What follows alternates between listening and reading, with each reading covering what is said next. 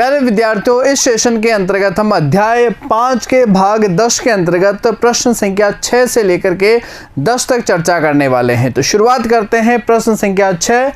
निम्न परिस्थितियों में आप रश्मि और बिंदु के वसूली व्ययों का किस प्रकार लेखा व्यवहार करेंगे। पहला पॉइंट लिखा है वसूली व्यय की राशि 1 लाख रुपए और वसूली व्यय का भुगतान हम प्रविष्टि करते हैं realisation account debit to cash या बैंक अकाउंट। आगे लिखा है वसूली व्यय की राशि 30,000 रुपए का भुगतान साझेदार रश्मि द्वारा किया गया या रश्मि ने किया। तो रियलाइजेशन टू कैश या बैंक कब, जब नगद भुगतान हो और साझेदार द्वारा भुगतान हो तो realisation account debit to partners capital account.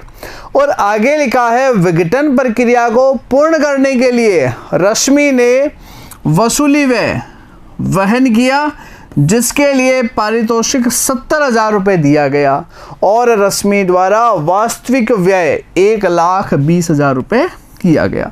यानी 50,000 रुपये व्यक्तिगत रूप में दिए, उसकी हम कोई प्रविष्टि नहीं करेंगे। जो उसे वसूली व्यय का भुगतान किया जा रहा है इसके लिए realisation account debit to partners capital account, ये तीनों प्रविष्टि हो जाएगी। सबसे पहले वसूली व्यय की राशि 1 lakh, realisation to bank account ₹1 lakh, ये हो गया आपका 1 लाख से प्रविष्टि। अगर वसूली व्यय नगद चुकाया जाए और साझेदार द्वारा हो तो realisation account debit to partners capital account इस प्रकार से दर्ज करेंगे। तो कितना राशि आ जाएगा, 30,000 रुपये जो है हमें यहाँ पर दर्ज करना है।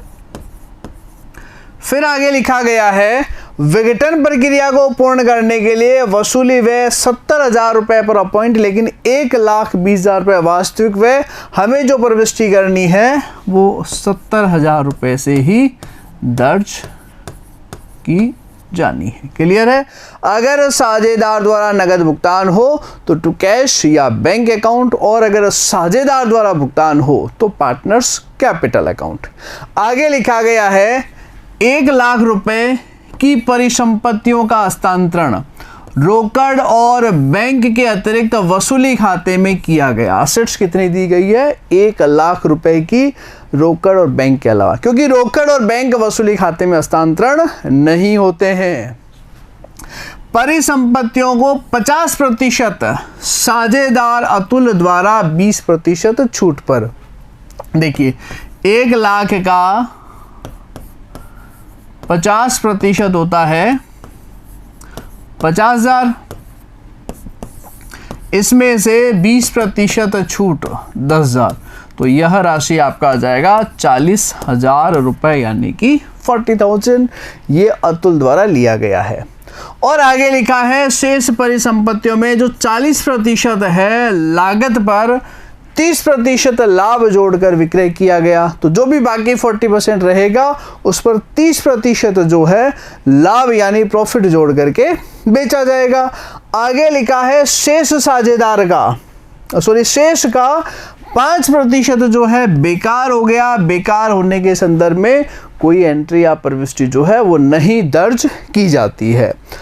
और बाकी परिसंपत्तियां एक लेनदार को उसके दावे का पूर्ण भुगतान के लिए दी गई, तो लेनदार को भी संपत्ति दी जाती है तो कोई एंट्री या प्रविष्टि नहीं दर्ज की जाती है। तो सबसे पहले 1 लाख का जो है हम हस्तांतरण करेंगे realisation to sundry assets account.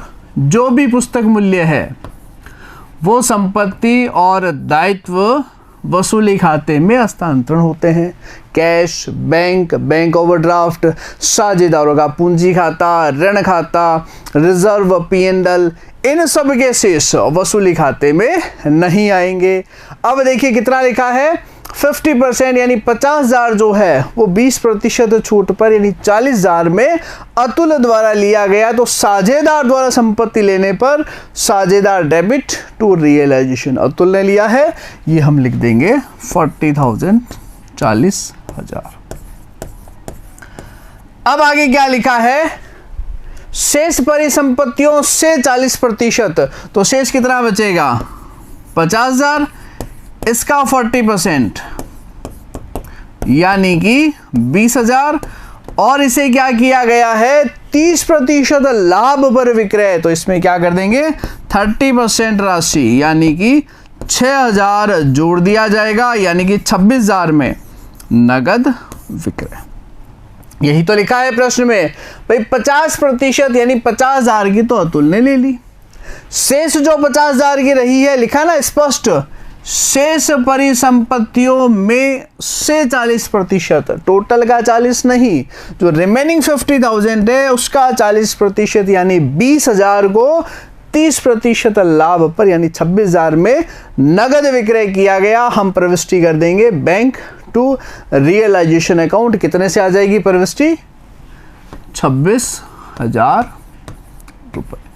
ये आपका इस प्रकार से रिकॉर्ड किया जाएगा, यानी कि दर्ज जो है वो किया जाएगा।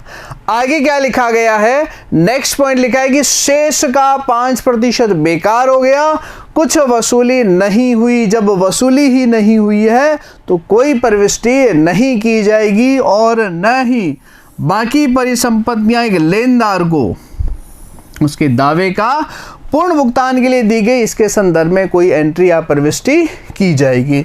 No entry is made for obsolescence of the assets and the assets are given to creditors in the full settlement as these are already transfer to realisation account. Already वसूली खाते में हस्तांतरण है, इसके लिए कोई प्रविष्टि हम नहीं करेंगे। क्या आ जाएगा, ये जो पॉइंट लिखा है बेकार या अप्रचलन के संदर्भ में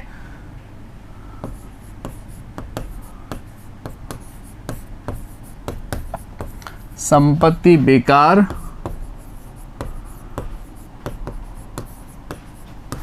या अप्रचलित होने पर कोई राशि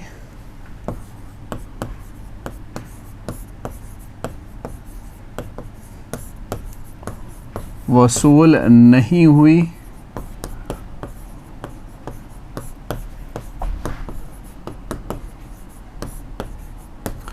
इस संबंध में कोई प्रविष्टि नहीं की जाएगी।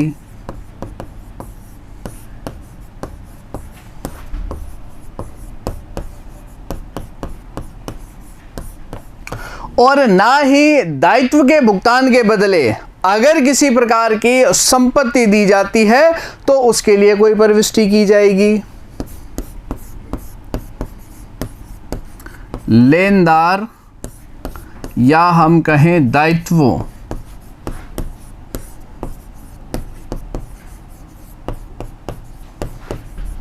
के भुगतान के बदले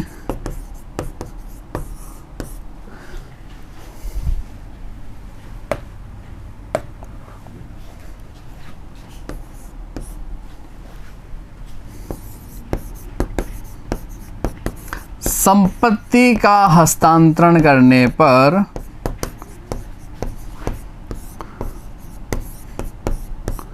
या कहीं किए जाने पर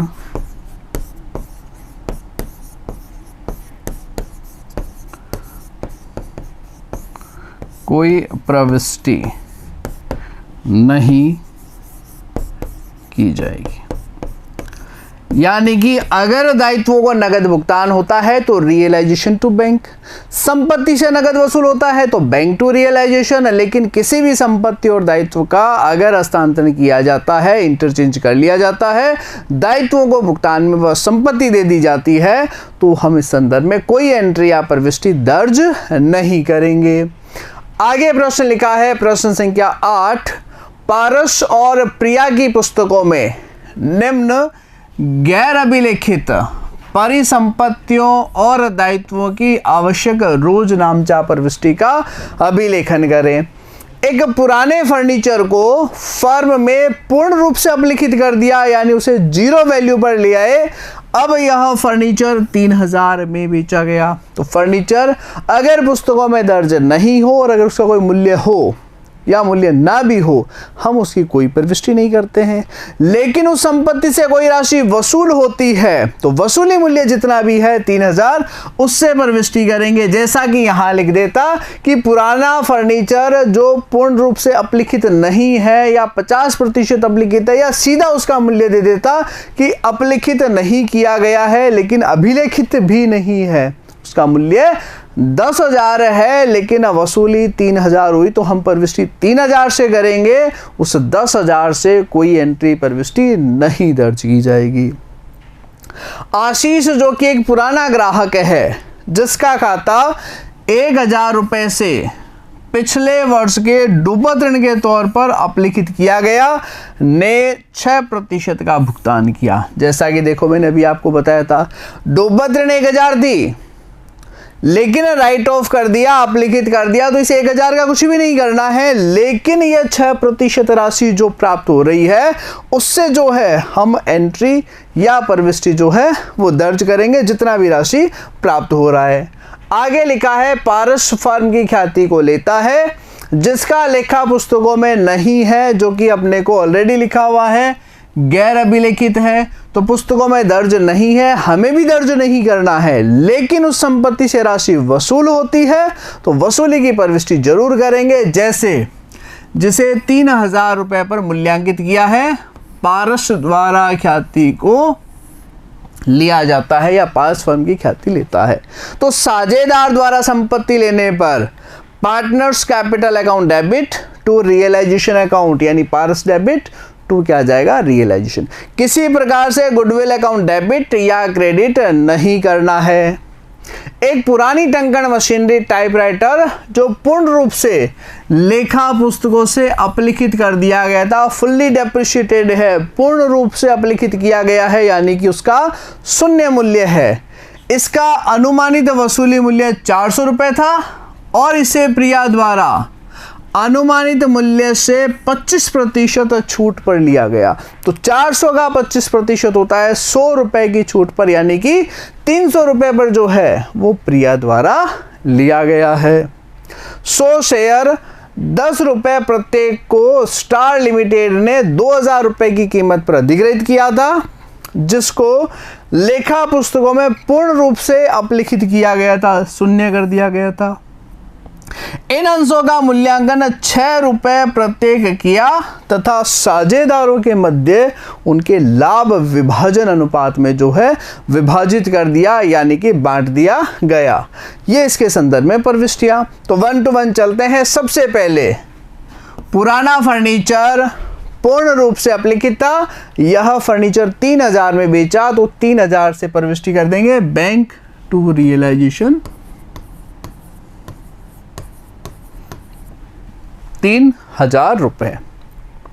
दूसरा पॉइंट लिखा है आशीष जो कि 1,000 रुपए का डूबत ऋण था, 6% राशि यानी कि 60 रुपए की राशि जो है वसूल हो रही है, ये लिख देंगे बैंक टू रियलाइजेशन ₹60। 1,000 का जो है 6% जो है इस प्रकार निकाल लिया जाएगा। आगे लिखा गया है पारस फर्म की ख्याति को लेता है, वैल्यूएशन 3,000 पर किया गया है, पहले अपलिखित था 0 था, तो 3,000 रुपए पर प्रविष्टि कर देंगे। पारस कैपिटल टू रियलाइजेशन जितने पर भी ख्याति की राशि ली गई है। बार बार दोहराव कर रहा हूं, विशेष ध्यान में रखना है, गैर अभिलेखित संपत्तियां उनका मूल्य कितना है इसे पुस्तकों में नहीं लेकर के आना है, लेकिन उस संपत्ति से कितनी राशि वसूल हो रही है वह यहां दर्ज किया जाएगा। दायित्व का कितना भुगतान किया जा रहा है वह राशि जो है दर्ज होगा, ना कि उसका मूल्य जो है वास्तविक कितना है। जैसा कि यहाँ लिखा हुआ ये तो पूर्णतया अपलिखित है, या यहाँ पर डूबत ऋण दे भी दिया था, 1,000 डूब गया था, लेकिन 1,000 डूबत ऋण की ऑलरेडी एंट्री हो चुकी है, यहाँ तो वसूल कितना हो रहा है हम वह प्रविष्टि दर्ज कर रहे हैं। आगे लिखा है पुरानी टंकण पूर्ण रूप से अपलिखित यानी शून्य था, लेकिन उसका अनुमानित वसूली मूल्य लगभग एक अंदाज था कि 400 रुपए उससे वसूल हो जाएगा, लेकिन प्रिया ने 25% छूट पर। अब यहाँ यह गड़बड़ मत करना कि सर पहले 400 से लिखते हैं फिर 300 से लिखेंगे। क्यों लिखेंगे? इसे ऑलरेडी अपलिखित किया जा चुका है। आपकी पुस्तकों के अनुसार टाइपराइटर का मूल्य 0 है। अब उससे वसूल कितना हो रहा है? 300। तो 300 रुपए की राशि जो है लाभ है, और किसके द्वारा लिया जा रहा है? प्रिया द्वारा। तो Priya's capital account debit to realisation account 300 रुपए से हम दर्ज कर देंगे।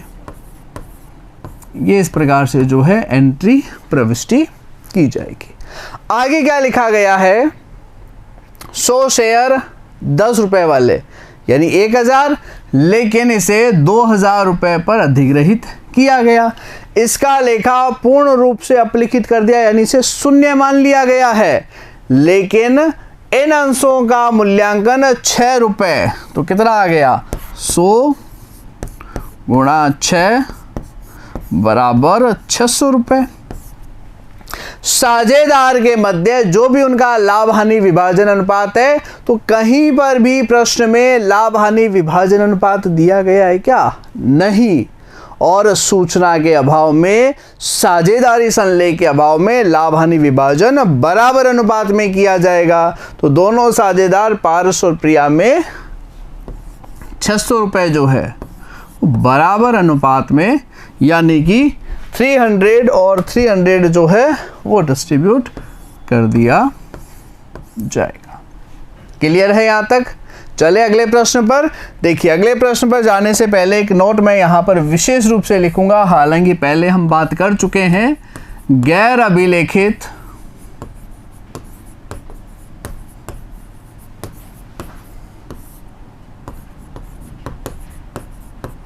संपत्तियां व दायित्व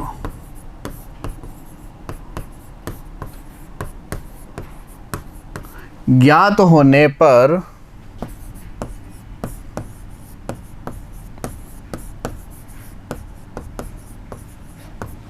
उन्हें पुस्तकों में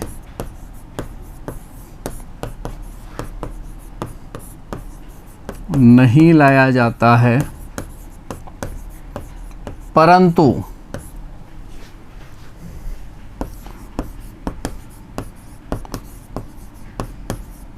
संपत्तियों से वसूली तथा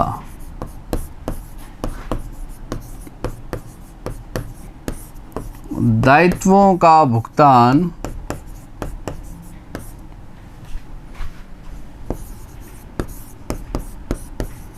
किए जाने पर प्रविष्टि की जाएगी।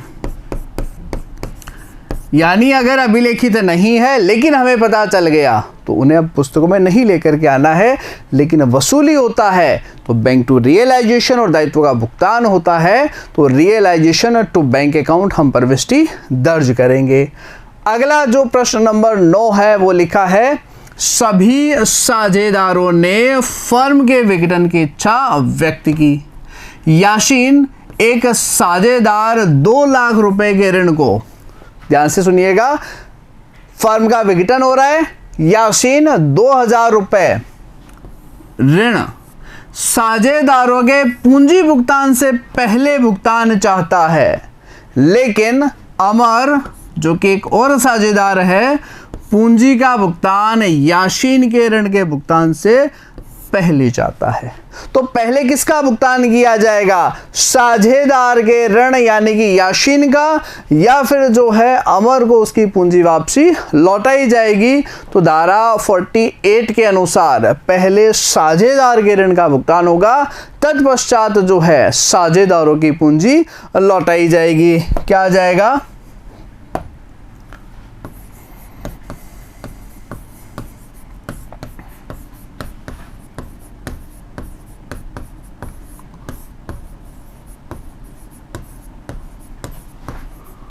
अधिनियम 1932, कौन सी धारा? सेक्शन 48।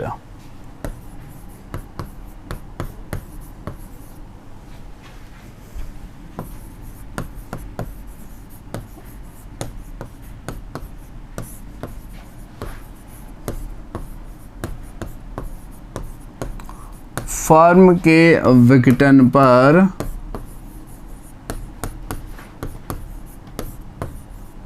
भुगतान का क्रम। सबसे पहला काम, वसूली व्यय जो है, विघटन व्यय है, वे चुकाए जाएंगे। तत्पश्चात जो सुरक्षित ऋण है, सिक्योर्ड लोन है, वे चुकाए जाएंगे।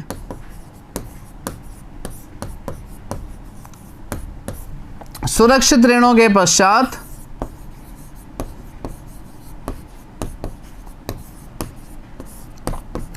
असुरक्षित ऋण, और असुरक्षित ऋणों के पश्चात साझेदारों के ऋण,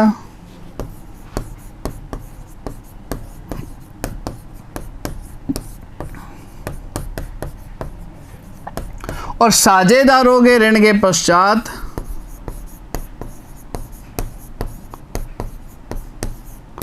साझेदारों की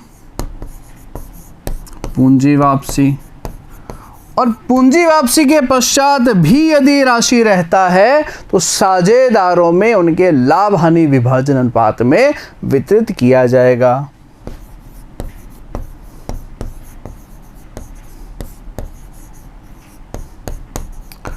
उपरोक्त भुगतानों के पश्चात भी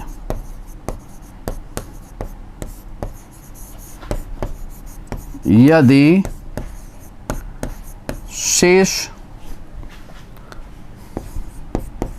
राशि हो तो उसे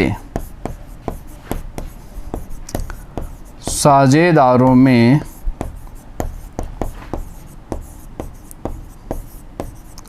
वितरित किया जाएगा। ये क्रम ध्यान में रखना है। तो यहां पर क्या करेंगे, पहले याशीन के ऋण का भुगतान होगा और तत्पश्चात जो है अमर के ऋण का भुगतान होगा। उपरोक्त परिस्थिति में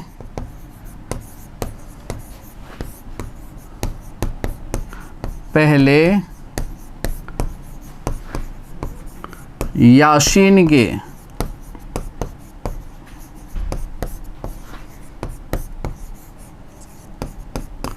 ऋण का भुगतान किया जाएगा।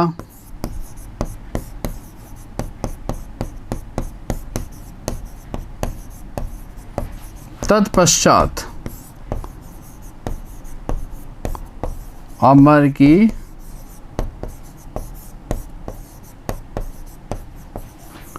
पूंजी वापसी हेतु भुगतान।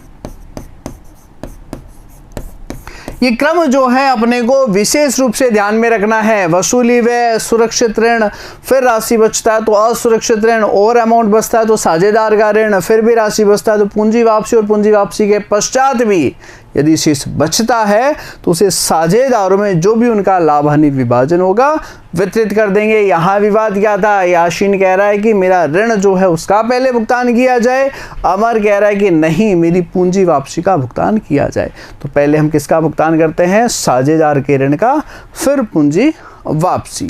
अगला प्रश्न देखिए, समस्त दायित्वों को वसूली खाते में हस्तांतरित करने और परिसंपत्तियां रोकड़ के अतिरिक्त तीसरे पक्ष को किसी फर्म के विघटन पर निम्न लेन देनों के संदर्भ में क्या रोजनामचा प्रविष्टि की जाएगी। आरती ने 80,000 के मूल्य का स्टॉक 60,000 में लिया, तो संपत्ति दायित्व पहले से हस्तांतरण है, कितने में लिया है, 68,000 में, 68,000 में लिया गया है। तो 68,000 में अगर साझेदार संपत्ति लेता है तो partners capital account debit to realisation account 68,000 से प्रविष्टि करेंगे। 40,000 की गैर अभिलेखित मोटरसाइकिल करीम द्वारा ली गई, तो करीम द्वारा ली गई है, साझेदार द्वारा ली गई है। देखिए ये 80,000 पर अभिलेखित थी, 68 पर ली, तब भी हमने 68 से प्रविष्टि की। ये गैर अभिलेखित है लेकिन 40 में ली तो 40 पर प्रविष्टि करेंगे। करीम डेबिट टू रियलाइजेशन अकाउंट। आगे लिखता है, फर्म ने कर्मचारियों को 40,000 की क्षतिपूर्ति का भुगतान किया, यानी realisation account debit to bank account, यह प्रविष्टि दर्ज करेंगे। विभिन्न दायित्व जो कि 36,000 रुपए के थे, 15% छूट पर भुगतान कितना था, 36,000 रुपए, लेस क्या करना है 15%, यानी कि 5,400, यानी कि 30,600 का नगद भुगतान किया जाना है। दायित्व का नगद भुगतान realisation account debit to bank account 30,600। वसूली पर हानि 42,000 रुपए आरती और करीम के मध्य 3:4 में विभाजित, यानी कि realisation account debit to Aarti to Karim, अगर लाभ हो और अगर हानि हो तो क्या करेंगे, Aarti debit Karim debit to realisation. यहाँ पर क्या है, वसूली की हानि दी गई है। हानि यानी रियलाइजेशन का डेबिट बैलेंस है, उसे क्रेडिट किया जाए, यानी साझेदार partners capital debit to realisation, ये हम प्रविष्टि दर्ज करेंगे। तो सबसे पहले 80,000 का स्टॉक 68,000 में आरती द्वारा लिया गया, साझेदार द्वारा लिया गया, इसलिए साझेदार को डेबिट करेंगे आरतीज कैपिटल टू रियलाइजेशन, कितने में 68,000, तो ये 68। अगर ऑलरेडी हस्तांतरण नहीं किया हुआ होता तो पहले हम हस्तांतरण करते 80,000 पर, क्या प्रविष्टि, रियलाइजेशन टू स्टॉक 80,000, या ऑलरेडी हस्तांतरण है तो सिर्फ वसूली की राशि लिख देंगे। आगे लिखा है गैर अभिलेखित, यानी पहले से दर्ज नहीं थी, हमें भी दर्ज नहीं करना है, लेकिन करीम द्वारा ली गई है, तो करीम टू रियलाइजेशन अकाउंट 40,000 रुपए से यह प्रविष्टि दर्ज की जाएगी। उसके पश्चात क्या लिखा गया है, फर्म ने कर्मचारियों को 40,000 रुपए की क्षतिपूर्ति का भुगतान किया है। 40,000, 40,000 की जो है क्षतिपूर्ति की जा रही है, तो क्या प्रविष्टि करेंगे, रियलाइजेशन अकाउंट डेबिट, यानी वसूली खाता जो है वो अपने को डेबिट किया जाना है, और कहाँ हस्तांतरण करेंगे, भुगतान नगद है टू बैंक अकाउंट, 40,000 से यह प्रविष्टि realisation account debit to bank account. आगे लिखा गया है विभिन्न दायित्व जो कि 36,000 रुपए के थे, 15% छूट पर भुगतान, यानी 15%, 5,400 घटाए 30,600 का भुगतान, realisation account debit to bank account 30,600 दर्ज किया जाएगा। ये इस प्रकार से यहां हम रिकॉर्ड कर देंगे। आगे लिखा है वसूली पर हानि 42,000 रुपए आरती और करीम के मध्य 3:4 में विभाजित किया जाएगा, तो 42,000 का जो हस्तांतरण कर देंगे आरती डेबिट करीम टू रियलाइजेशन, कितना 42,000, कौन से अनुपात में, 3:4 में, तो 3 और 4 7 से डिवाइड करेंगे, यह आ जाएगा 6,000, 3 से गुणा की 18,000 और 24,000। कैसे, ये आरती को इससे में मिलेगा 42,000 गुणा 3/7, यानी कि 18,000,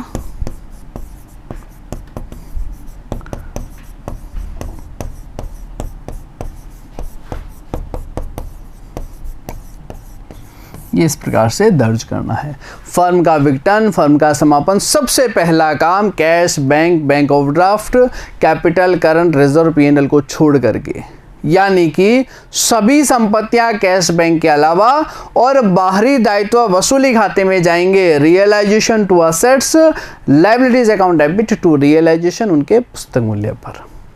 संपत्ति से वसूली बैंक टू रियलाइजेशन, और अगर साझेदार लेता है तो partners capital to realisation account. उसी प्रकार वसूली व्यय और दायित्वों का भुगतान रियलाइजेशन टू बैंक अकाउंट, अगर साझेदार इसे वहन करता है तो realisation debit to partners capital account. और वसूली खाते का जो भी शेष है, लाभ या हानि हो तो partners capital to realisation account, और लाभ हो तो realisation account debit to partners capital account. इस प्रकार से दर्ज जो है वो आपका किया जाएगा। क्लियर है यहाँ तक? तो फर्म के विघटन, फर्म के समापन पर फिलहाल के लिए इतना ही। जल्द मिलेंगे। Thank you very much.